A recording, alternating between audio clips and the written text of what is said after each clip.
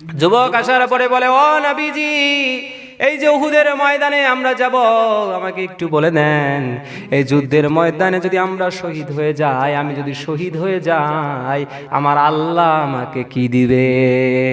যদি শহীদ হই, আমার আল্লাহ আমাকে কি দিবে? নবীজি বললেন, ও সাহাবী, শোনো শোনো, তুমি যদি আল্লাহর রাস্তায় এখন যদি শহীদ হয়ে যাও, যুদ্ধ করতে করতে যদি শহীদ হয়ে যাও, আমার আল্লাহ পাক রব্বুল আলামিন তোমাকে জান্নাত দান করবে, জান্নাত দিয়ে দিবে। হাদিস সাক্ষী, সে যুবক হাতের মধ্যে কয়েকটা খেজুর ছিল। কি ছিল? খেজুর ছিল। খেজুরগুলো সম্পূর্ণ পুরো খেজুর শেষ করে নাই, কিছু খেজুর বাকি রেখেছে। হাতের মধ্যে কিছু খেজুর ছিল, সে খেজুরগুলো, বাকি খেজুরগুলো ফালাই দিল। না জানি আমার যুদ্ধের ময়দানে যাইতে মনে হয় দেরি হয়ে যায় কিনা, দেরি হয়ে যায় কিনা, এই জন্য খেজুরগুলো ফিক্কা দিল। দেওয়ার পরে যুবক তলোয়ার নিয়ে উহুদের ময়দানে চলে গেল। যাওয়ার পরে উহুদের ময়দানে যুবক একবারে কাফেরদের ভিড়ের মধ্যে চলে গেল। সাহাবীরা ডাক দিয়া কয়, যুবক ভাই, পিছনের দিকে আসো, ওদিকে কাফেরদের আস্তানা, ওদিকে যাইও না।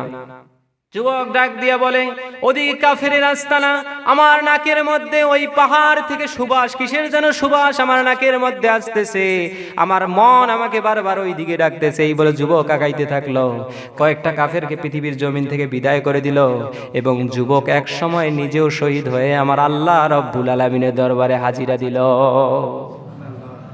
তাহলে যুবকেরাই পারে, যুবকেরাই পারে সমাজটাকে পরিবর্তন করতে। যুবকের শক্তির মাধ্যমেই নতুন আমরা একটা বাংলাদেশ পাইছি, ঠিক কিনা? যুবকদের কারণেই এটা সম্ভব হয়েছে। ইতিহাস সাক্ষী, ইতিহাস বলে যুবক যতগুলো যুদ্ধ আছে সবগুলো, অধিকাংশ যুদ্ধের মধ্যে যুবকদের অবদান ছিল অনেক বেশি। অতএব যৌবন কালটাকে কাজে লাগাতে হবে। কিয়ামতের ময়দানে যে প্রশ্নটা করা হবে তার মধ্যে একটা প্রশ্ন হলো, তোমার যৌবন তুমি কিভাবে ব্যয় করছো।